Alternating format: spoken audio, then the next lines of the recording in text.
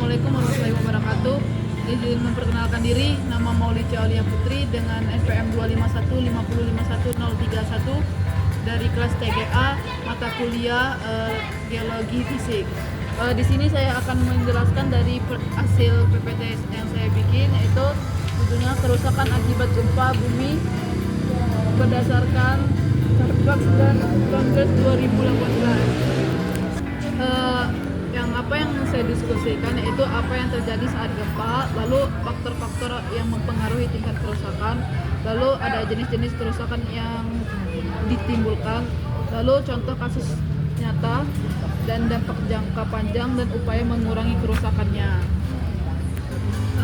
Tujuan dari pembelajaran ini agar mahasiswa mampu memahami penyebab dan faktor yang mempengaruhi tingkat kerusakan akibat gempa bumi, mengenali jenis-jenis kerusakan yang terjadi, serta menyadari pentingnya mitigasi untuk mengurangi dampak gempa bumi di masa depan. Apa yang terjadi saat gempa bumi? Yang terjadi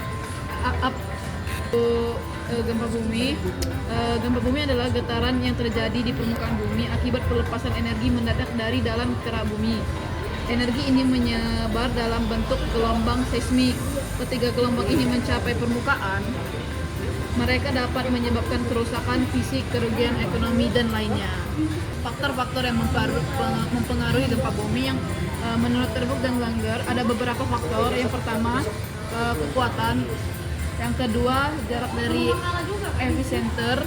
Yang ketiga, jenis tanah dan material dasar. Dan yang keempat, konstruksi dan desain bangunan. Dan yang kelima, yang terakhir, kepadatan penduduk dan waktu terjadinya gempa. Ada jenis-jenis yang ditimbulkan pada saat kerusakan tersebut. Yang pertama, kerusakan struktur seperti runtuhnya gedung, jembatan, bangunan, dan lain-lain.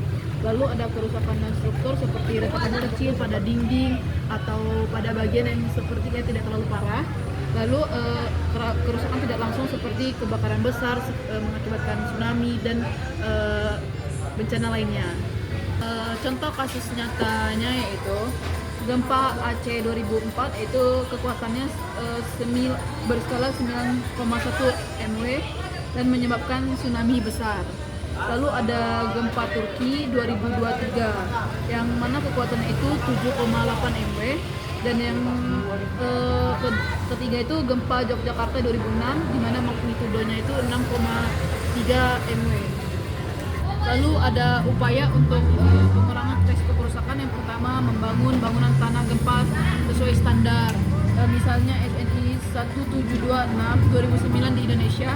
Lalu pemetaan daerah rawan gempa seperti kita tuh menyiapkan cara mitigasi di daerah tersebut yang rawan gempa. Lalu ada edukasi masyarakat tentang adanya gempa.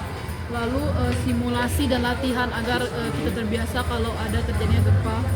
Lalu sistem peringatan dini yang lebih cepat dan efektif. Lalu kesimpulan yang terakhir, kerusakan akibat gempa bumi tidak hanya ditentukan oleh kekuatan yang gempa saja, akan tetapi juga faktor-faktor manusia dan lingkungan. Dengan penerapan teknologi konstruksi yang baik, kebencanaan kota akan terjaga. Sekian dan terima kasih. Saya akhiri. Wassalamualaikum warahmatullahi wabarakatuh.